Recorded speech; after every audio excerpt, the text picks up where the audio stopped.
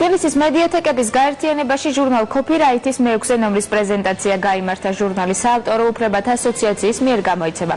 Copyright პირველი ჟურნალია საავტორო უფლებათა დაცვის სფეროში და მისი მიზანი საავტორო უფლებათა შესახებ საზოგადოებრივი ცნობიერების ამაღლება.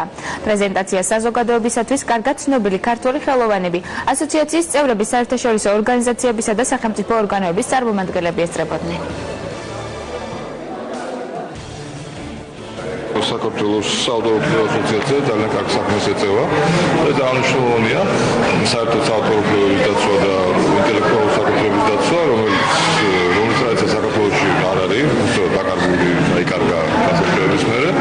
ძალიან კარგია, რომ ესეთი მუდმივი საშუალებით ხდება ამ იდეის პოპულარიზაცია. ჟურნალი გათვლილი არა მარტო პროფესიულ მკითხველზე, ვინც ჩართულია სფეროში საავტორო უფლების, არამედ ის გათვლილია ფართო მკითხველზეც, რადგან მასში არის სტატიები, ისეთი სიუჟეტები, რომლებიც დაინტერესებს ნებისმიერი ასაკის და ნებისმიერი გემოვნების მკითხველს.